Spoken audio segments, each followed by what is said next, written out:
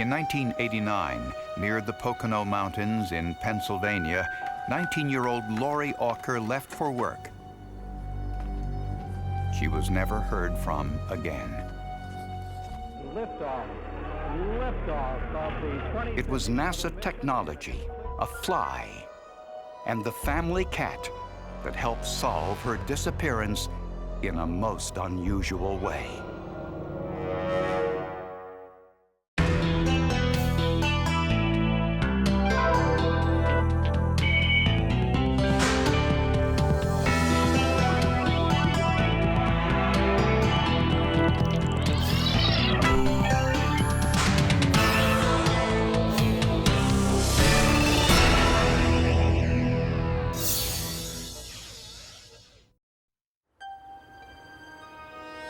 The Susquehanna Valley in central Pennsylvania is a quiet agricultural area. Lori Auker grew up here, not far from the mighty Susquehanna River. Lori was a very sweet girl. She was a typical 19-year-old. She had a lot of goals and aspirations for her future as far as becoming a veterinarian, and had a great deal of interest in animals. Just out of high school, Lori married Robert Auker. He was almost 10 years older and worked in a warehouse. Not long afterwards, the couple had a son, Matthew. Lori took a job at a local pet store to earn extra money. She shared her love of animals with her son, Matthew, at every opportunity. When she wasn't working, she'd come in to show him, he particularly liked kittens. And she'd bring him in to show him the kittens, and he liked watching the fish, playing with the puppies. But she was a good mother. Although Lori and Robert loved their child, problems between the two began to surface. The couple argued, and friends say they were unable to resolve their differences. Just 18 months after they were married, Lori and Robert separated. Lori and the baby moved in with her parents. Robert moved in with his and had visitation rights. She wasn't happy with him because he had a very controlling type nature about him. She had to answer all his questions before she could go anywhere. He used physical discipline whenever he got upset with Matt, and that's what upset Lori. While separated, Lori dated occasionally, but only casually. On May 24th, 1989, while Matthew was at Robert's house, Lori prepared for her usual 4 to 9 shift at the pet store.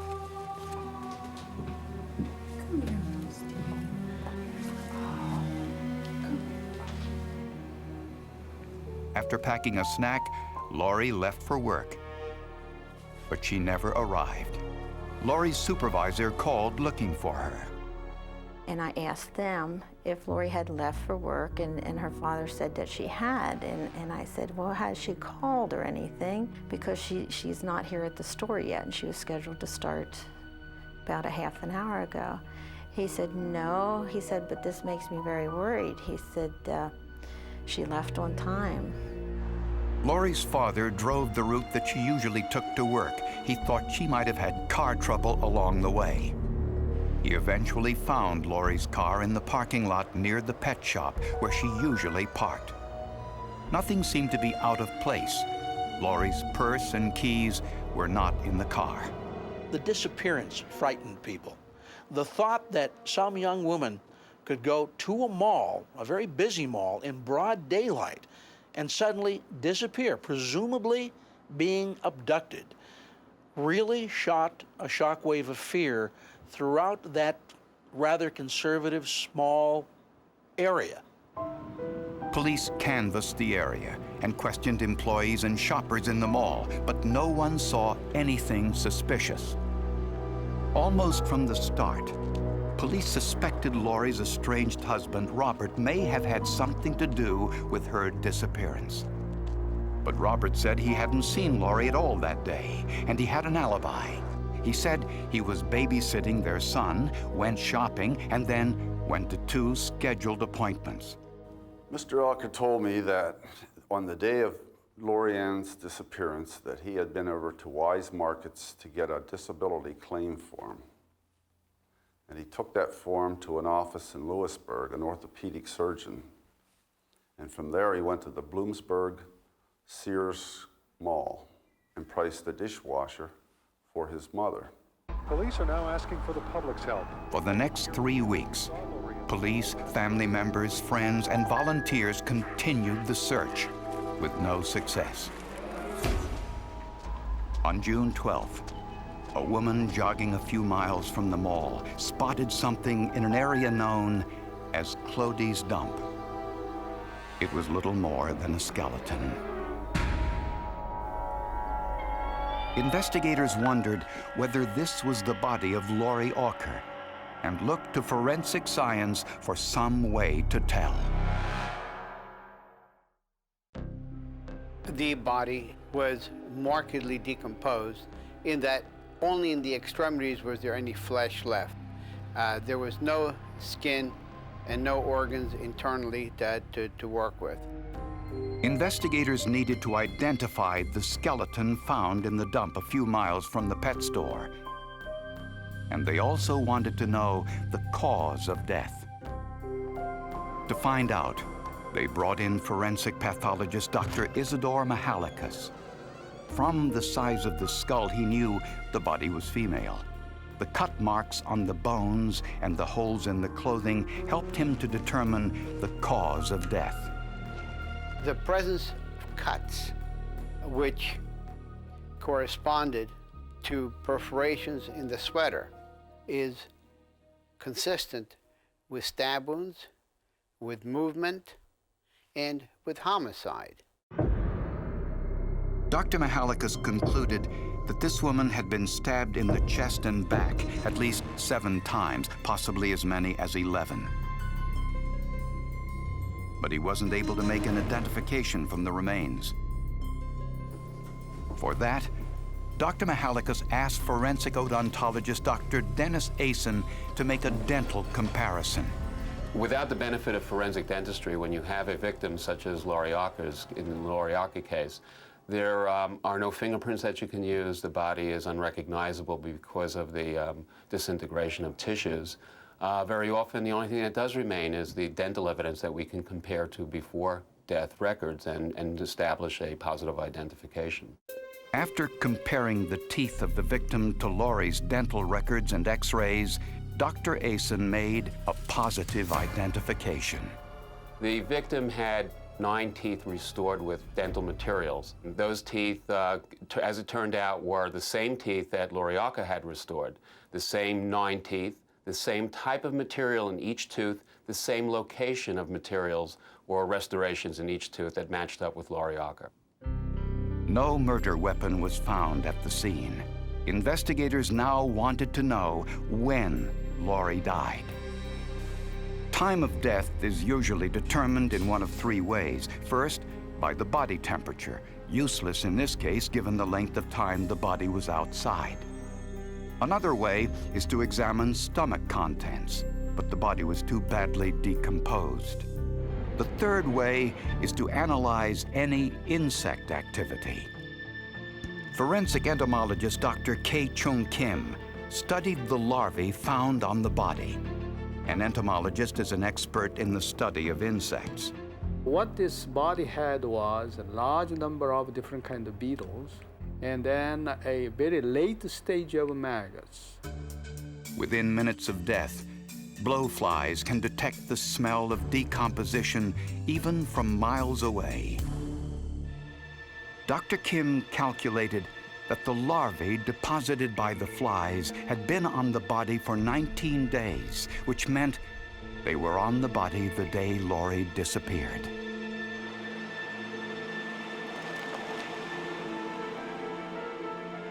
In an incredible stroke of luck, police learned that an automated teller machine near the entrance to the mall was equipped with a surveillance camera, which took pictures every 10 seconds. The camera was aimed in the direction of Lori's car. At first glance, the images looked unimportant. They showed a man making a bank transaction. But in the background, out of focus, there appeared to be an automobile near Lori's car with an unidentified person standing nearby. deeper into the parking lot was a scene that was captured on this video. The scene was a little blurry. I would liken it to like an Alfred Hitchcock kind of movie. The images looked promising, but were not clear enough for any kind of analysis. So prosecutors asked both the Pennsylvania State Police Laboratory and the FBI for help, but neither one could improve the photographs.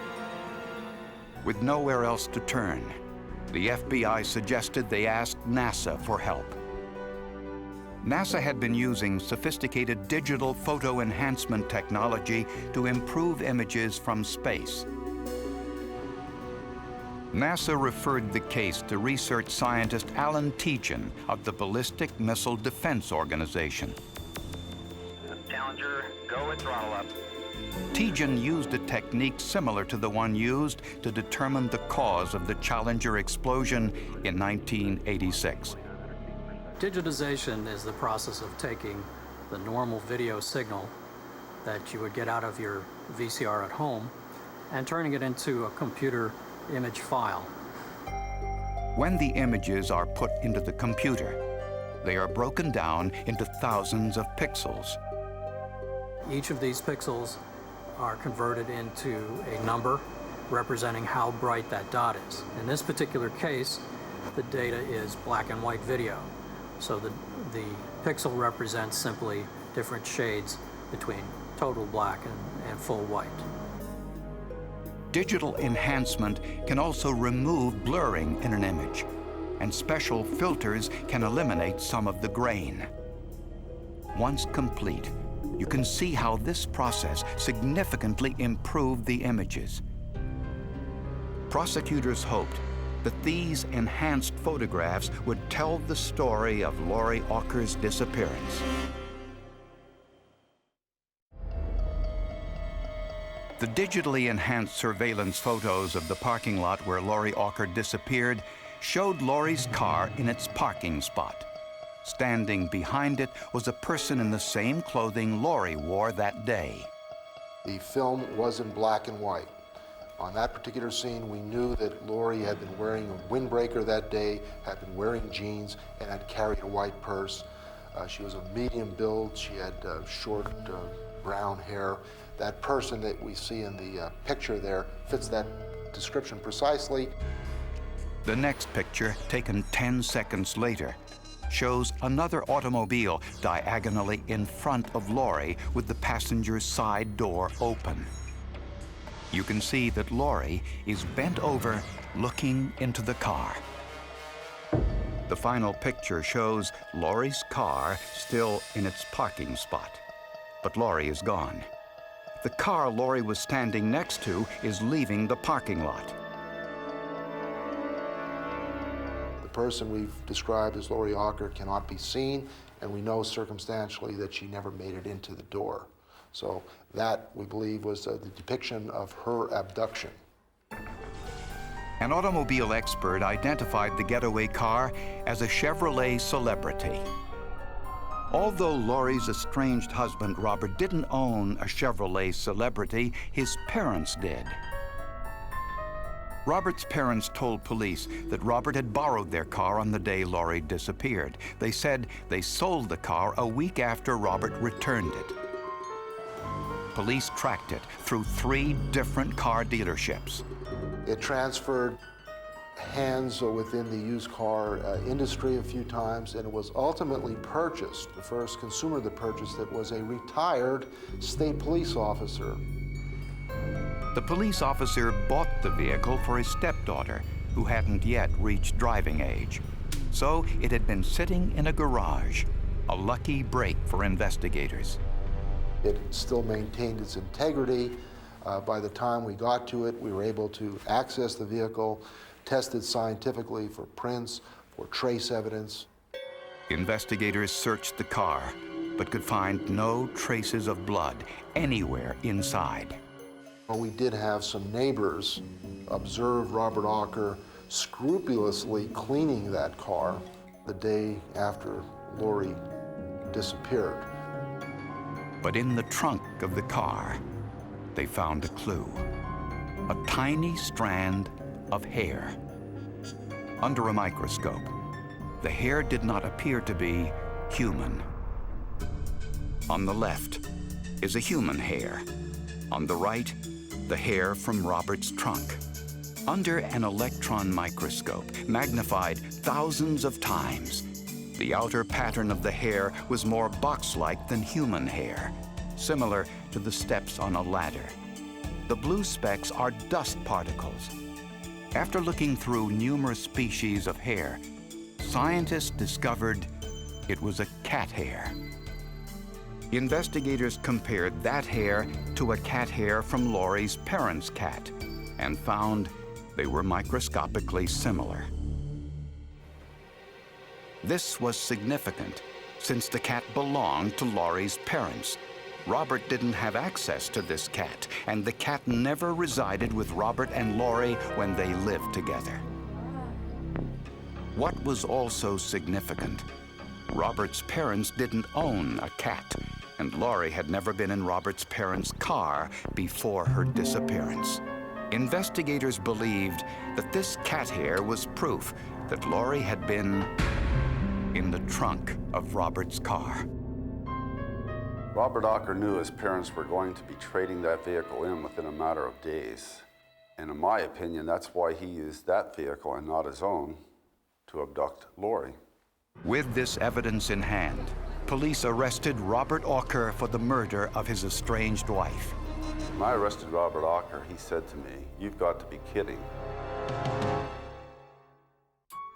What the worst part of it to me, other than the fact that she died, was when we were told that he had thrown her body in a dump.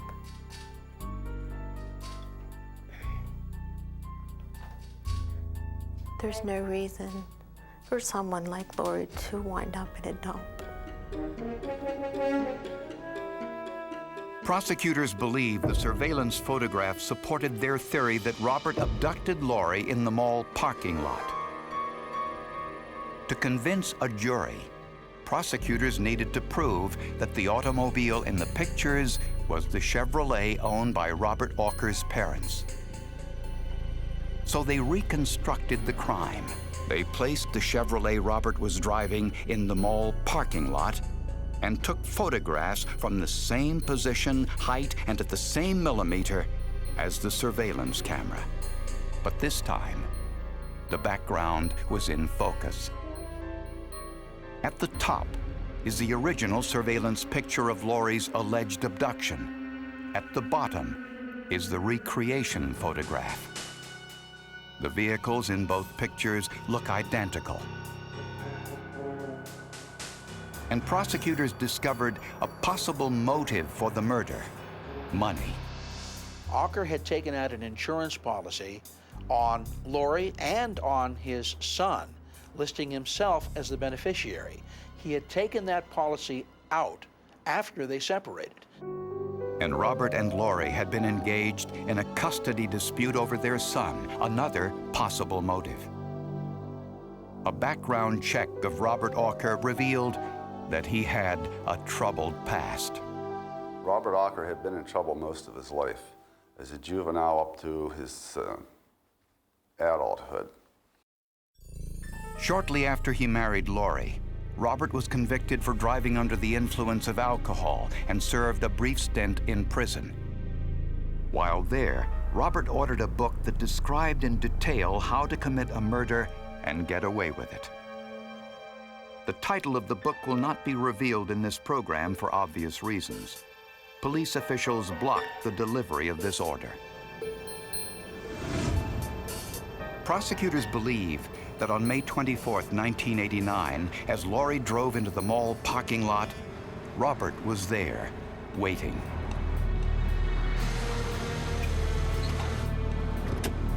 What are you doing here? Lori, I need you to come with me right away. What's wrong with him? When Robert drove up and opened the door, he may have used some type of excuse to get Lori inside, possibly that their son was sick and he needed her help.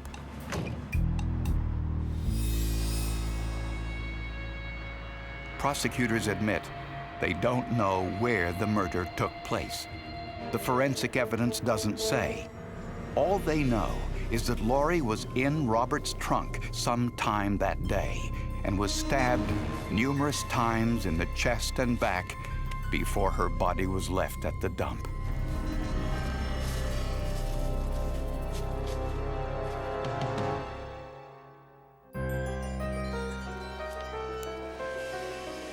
When Robert later cleaned the trunk, he couldn't see the almost microscopic evidence that Lori left behind.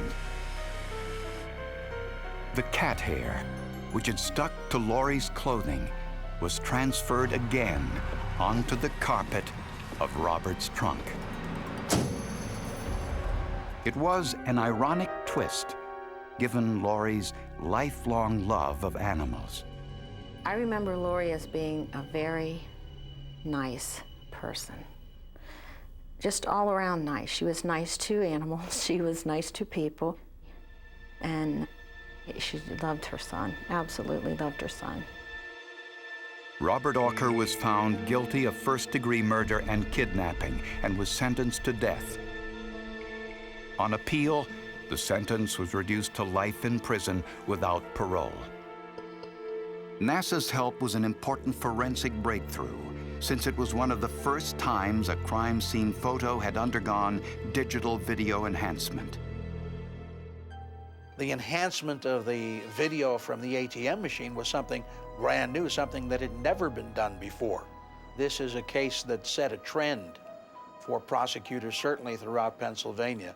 I think there was an awakening, a scientific awakening on the part of police, on the part of prosecutors. They realized suddenly that there were other tools at their disposal that perhaps they hadn't considered before. And ironically, those tools have now become somewhat routine.